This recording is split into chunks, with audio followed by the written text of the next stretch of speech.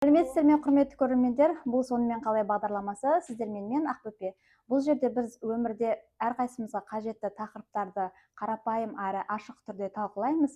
Бүгінгі біздің қонағымыз Салтанат Жандарбекқызы. Қош келдіңіз. Көрермендерге өзіңізді қысқаша таныстырып өтсеңіз. Қош көрдік, баршаңызға қайырлы кеш.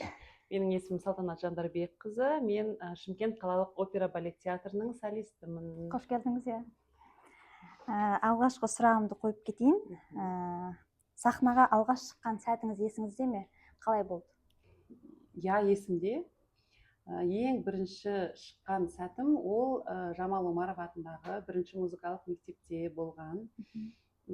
Қандай сезімде болғаным есімде жоқ, шын айтсам, бірақ көйлегім есімде. Қоңыр, әдемі, ұзын көйлек шарфигімен, мына жерінде роза гүлі бар тұғын. Қанша жасыңызда еді? Ол где-то примерно 12-13 жасында. Сол кезде музыкаға деген шабытым ашылып, музыкамен айналысам ау деген ойлар келді. Арман болды ол кезде, енді кішкентай кезіңізде? Арман болды. Келесі сұрағым. Сіз үшін осы уақытқа дейін ең қиын партия немесе роль қайсысы болды? Ең қиын партия ол жақында бізде Шымкент қалалық опера балет театрында премьера өтті. Ол француз композиторы Шарль Гуноның Ромео Джульетта операсы.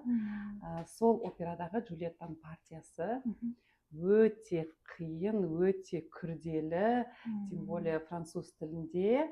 Қиын болды деп айтсам болады, но мы справились. Кеше ғана буквально Түркістан қаласынан гастрольмен келдік, аншлаг болды, көрермендер лебіздерін білдіріп жатыр. Қаншалықты партия қиын болғанмен, это стоит того. Енді Шымкент қаласында көрсеттіңіздер ма оны? Ол постановка уже 6 рет қойылды біздің театрда. Келіңіздер, көріңіздер, баршаңызды шақырамын. Мөлдір махаббат және де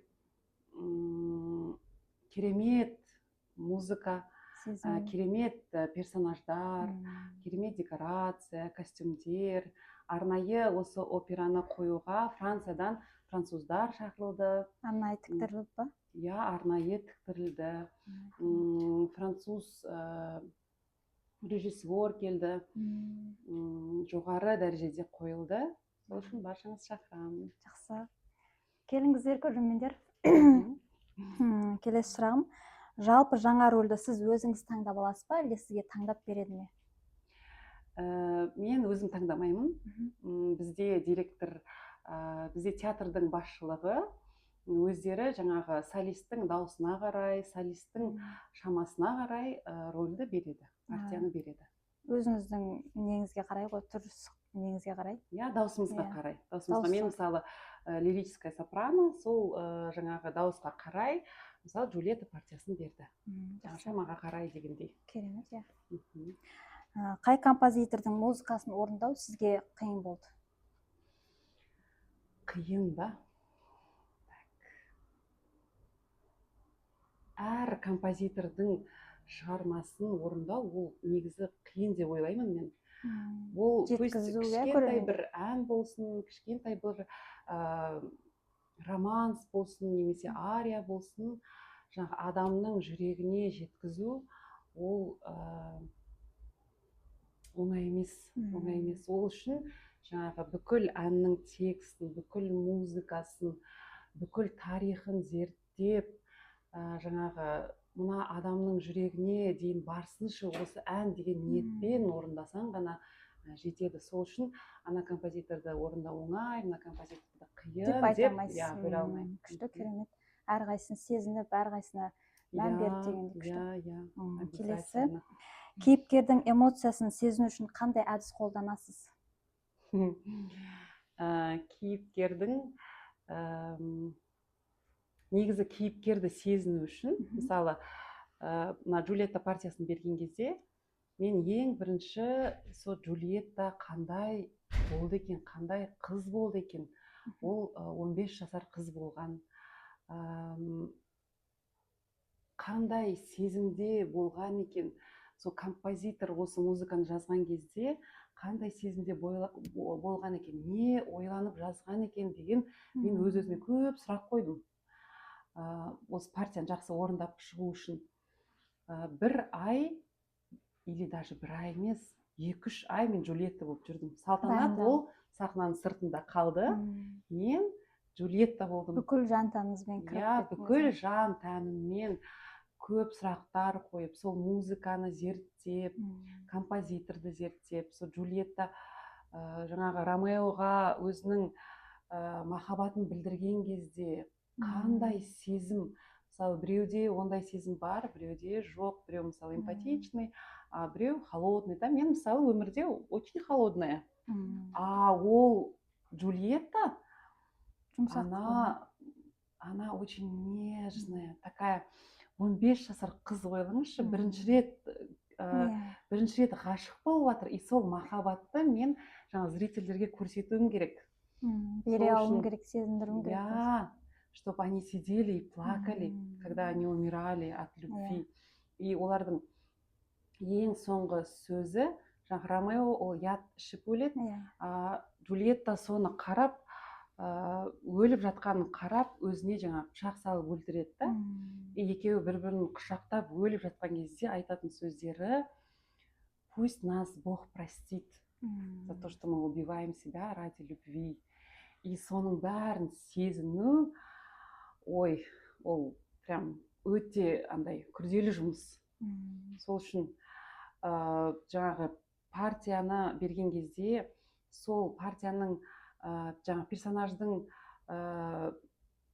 эмоциясын сезіну, ол жаңа күнделікті жұмыс, өзіңмен жұмыс, және в общем бүкіл денеңмен жаңағы музыкаға беріліп кету, сол персонажға беріліп кету. Сіз киноға түскесіз ба? Жоқ. Алда түсу ойыңызда бар ма? Жоқ. Жоқ. Если есть предложение. Енді болатса, түсу ойыңызда бар. Құдай қаласа. Дауыс пен физикалық формаңызды қалай сақтайсыз? Вообще ешқалай сақтамаймын. Оған мән бермейсіз? Мән бермеймін. Мұздай суды ішемін мен. Спортпен айналысасыз ба? Спортпен айналысамын. Күніге азанда жүремін, 10 мың, 15 мың шаг обязательно. Ол ритуал десем де болады. Концертім болса да, болмаса да, опера болса да, болмаса да, азанда обязательно жүремін. Кейін спортпен йога, пилатес. Жақсы ғой, сырт келбетіңізге қарайды екенсіз ғой жалпы? Иә, обязательно. Қарау керек.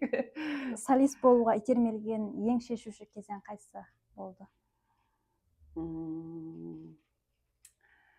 Негізі мен Алматы қаласында Құрманғазы атындағы консерваторияда оқығанмын. 4 жыл музыкальный колледжден кейін. И сол консерваторияда оқып жүрген кезде мен 3-ші курста музыка это не мое, все, отстаньте от меня, мен өлең айтпаймын дегенмін негізі. Не знаю, сондай бір перегорание болды менде. Әрең әйтеуір бітіріп шықтым, бітіру керек деп. Сол кезде мамам айтты: не болса да бітіріп ал оқуыңды, кейін Шымкентке кел, өзің көресің деді. Содан мен Шымкентке келдім, бітірдім. Мен өлең айтпаймын, вокал это не мое, мен сабақ беремін деп шештім. Не себепте? Не себепте? Қиын болды ма? Я, консерваторияда қиын болды.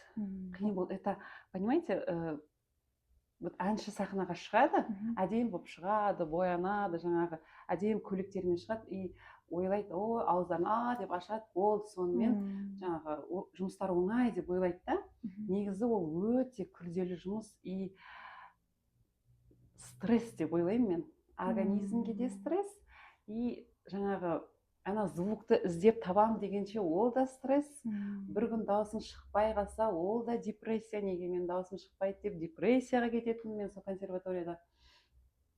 Сөйтіп өзіме көп сұрақтар қоятынмын: неге бұлай шықпай жатыр, неге ойдағыдай шықпай жатыр деп. Сондай перегорание болды, сондай период болды да просто. И осы Шымкентке келген кезде мен музыкальный колледжге тұрдым, мұғалім болдым. Мұғалім болып істеп жүрдім, болды, мен өлең айтпаймын деп шештім. Бірақ бір сәті келді. Театрға как раз директор болып, Қазақстанның халық әртісі, қазіргі Майра Мұхамедқызы директор болып келді. Сол кісі прослушиваниеға бара салайыншы деп бардым мен. бардым, сөйтіп сол кісі маған қарап тұрды да, сен сахнада айтатын қызсың, театрға кел деп шақырды. Сөйтіп ол кезде формада емеспін, даусым 41, в общем, бірде шығады, бірде шықпайды, мен шықпаса жылаймын, ұзақ уақыт айтпаған, формада емеспін, это как спортсмены, олар сразу шыға салып, мысалы дистанцияға жүгіріп кете алмайды ғой, олар дайындалады, күнделікті жаттығулар жасайды, сондай сияқты. Бізде күнделікті жаттығу жасамасақ, даусымыз болды, как пылью. В общем, эту пыль надо так вытирать, каждый день жаттығу жасайсың, сол кезде ғана дауыс шығады. Мен формада емеспін, бірақ ол кісі қатты поддержка берді, жаңағы мастер-класстар берді бізге. Сөйтіп формаға келдім ғой. Керемет. Вот. Сөйтіп ары қарай жалғастырып кеттіңіз. Иә, сөйтіп жалғастырып кеттім. Оказывается, вокал это мое. Өнер жолы қиын ба? Қандай ең есте қалатын қиындықтар болды? Қиын деп ойлаймын мен негізі. Оңай емес. Вообще ешқандай жұмыс оңай емес. Барлық жұмыстың өзінің бір қиыншылықтары бар. Бірақ мен Құдайға мыңда бір шүкір деймін. То, что моя профессия – это моя любимая профессия. Да, это менің ең сүйікті жұмысым. Мен жұмысқа барам, өлең айтам, рахаттанам. Біреулер айтады, мен жұмысқа барам, вот, ана мен ұрыстым, мына мен ұрыстым, стресс болдым. Мен там, в общем, проблема, да? Өз жұмысыңды жақсы көру керек қой жалпы. Иә. Жақсы көрсең бәрі ойдағыдай болып кетеді деп ойлаймын. Даже ойдағыдай болмаса да, ничего, завтра получится, и ертеңде деп жұмысқа барасың, ән айтасың, рахаттанасың, демаласың, үйге қайтасың жақсы настроениемен. Сахна алдындағы өзіңіздің ритуалыңыз бар ма? Сахна алдында мен ешкіммен сөйлеспеймін.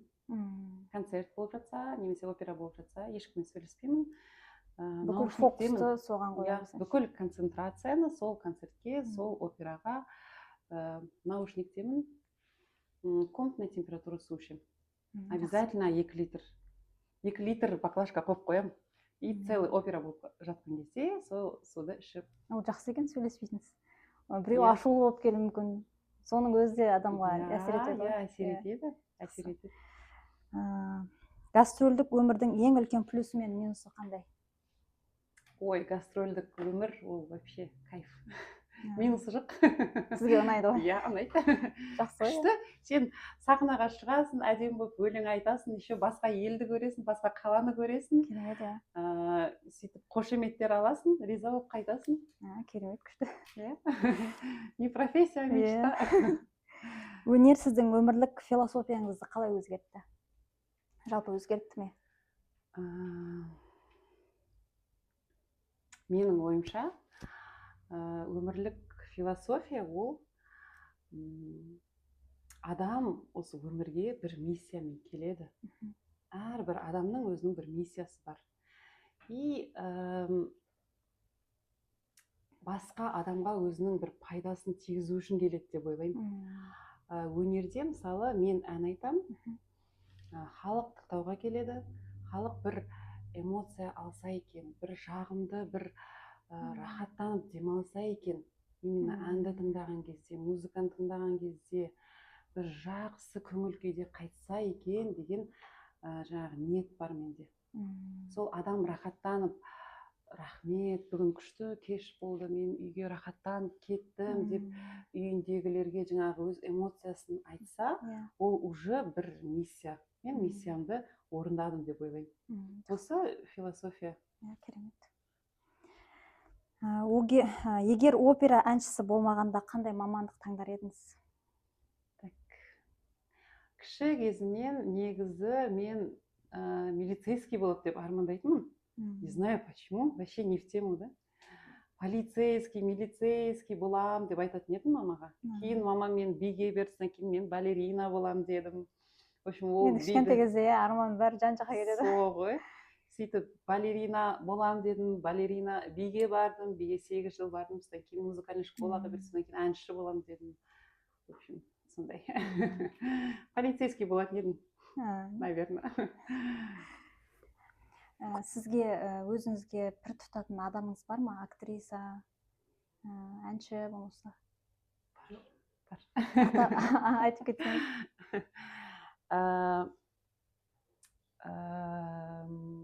Так, Анна Нетребко маған ұнайтын өте керемет әнші. Мен с удовольствием ол әншіні тыңдаймын. Қазіргі таңда Мадина Сиера деген американский опера әншісі бар. Сол кісіні өте жақсы көремін. Постоянно инстаграм қарап отырамын, обязательно тыңдаймын ол кісіні. Және де Майра Мұхамедқызы. Ол кісі енді үлгі тұтарлық кісі деп ойлаймын. И мы все должны равняться на нее. Жақсы, керемет. Осы кісілерді прям люблю, обожаю, не могу. Қазір театрға бұрынғыдан қарағанда көп барар ма көрермендер? Иә, көп барады. Мен театрда істеп жатқаныма 5 жыл болыпты. Сравнительно, мысалы, 5 жыл бұрын и қазір, иә, театр өте қатты өскен. Қазір мен байқаймын, молодежь да келеді, қыздарын жетектеп жігіттер де келеді. Это очень приятно.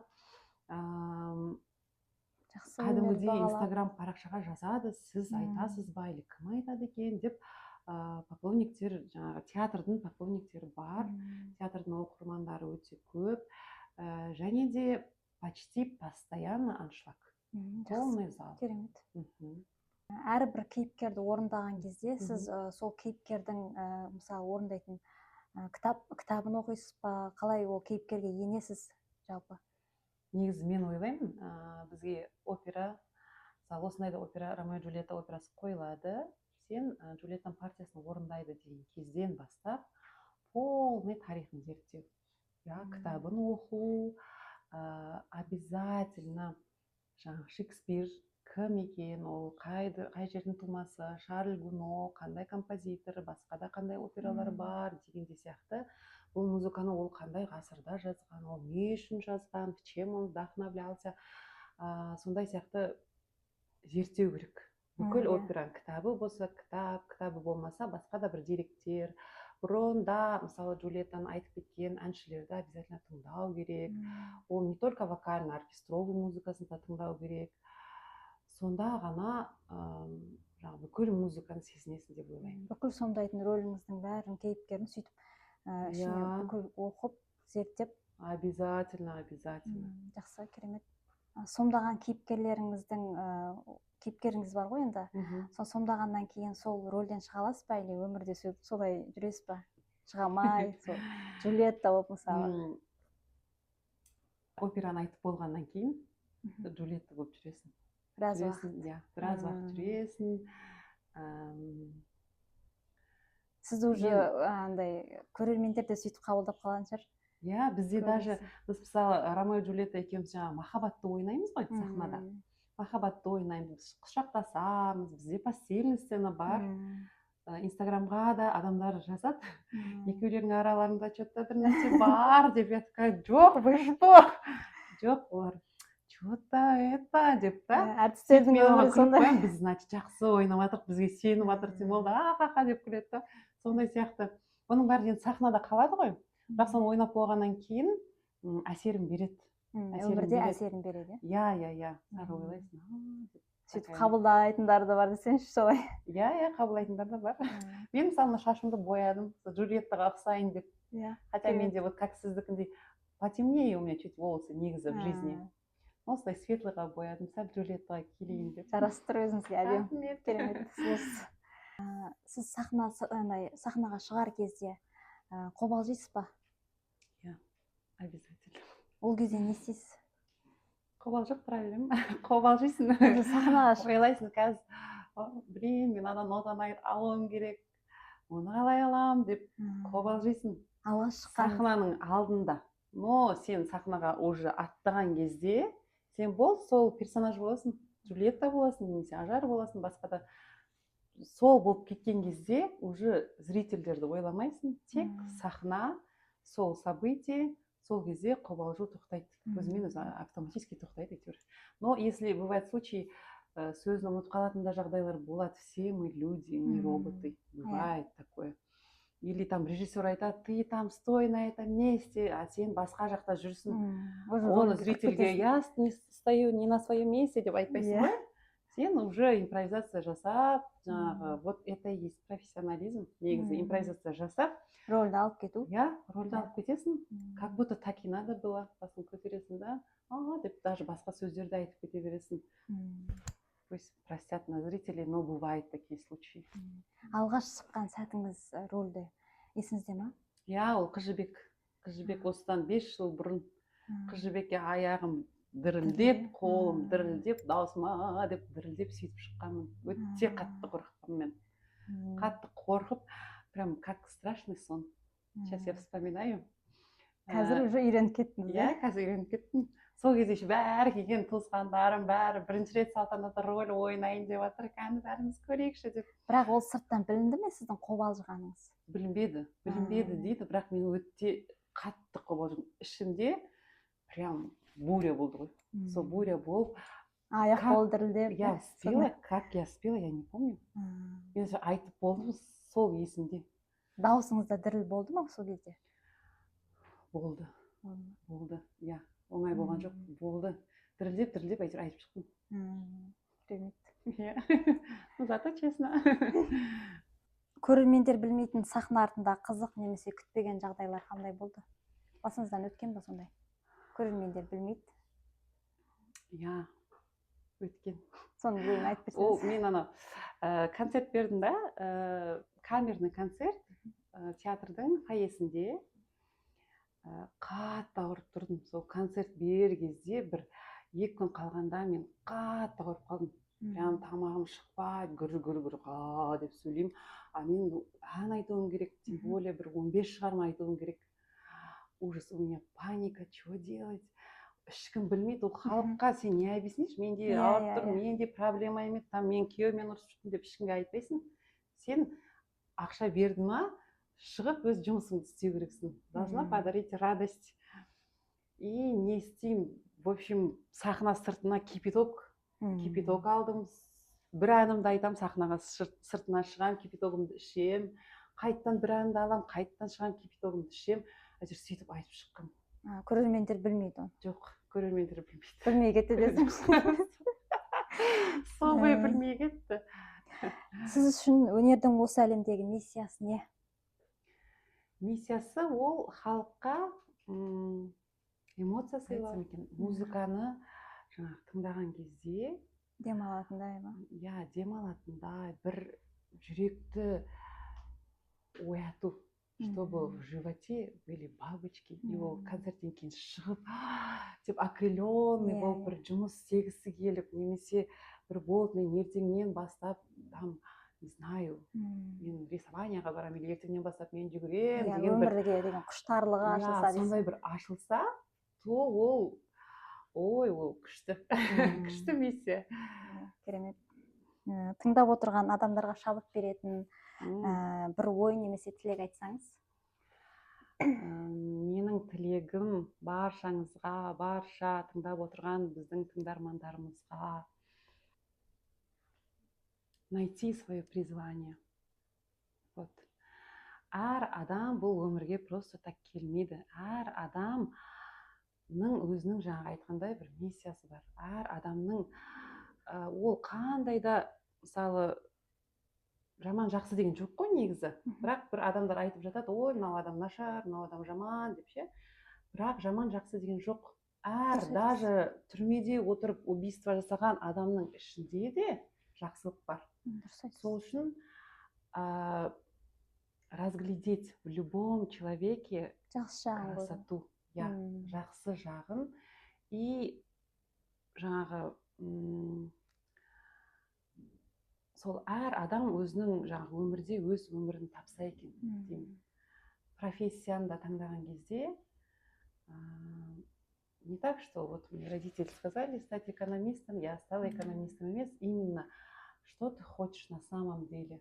Бірінші өз-өзіңмен танысу, сол өзіңді тыңдау, что ты хочешь на самом деле. Мен сұраймын өзімнен, что ты хочешь на самом деле сегодня. И мен денем айтады, отдыхай. И мен жатам, ештеңе істемеймін, жатам целый день. А на следующий день уже новый жаңағы энергиямен жұмыс істеймін. Сол үшін өздеріңізді тыңдаңыздар, сіздердің ішіңіздегі адамдарыңыз, это маленькая девочка или маленький мальчик вас не обманет. Сол үшін өздеріңіз тыңдаңыздар. И әр қашанда күліп, ойнап, позитивте болыңыздар. Сізге үлкен рахмет сұхбатқа келгеніңізге, келіскеніңізге. Құрметті көрермендер, егер сіздерде пікірлеріңіз болса, комментарийға жазып кетіңіздер. Келесі подкастта кездескенше сау болыңыздар. Рахмет.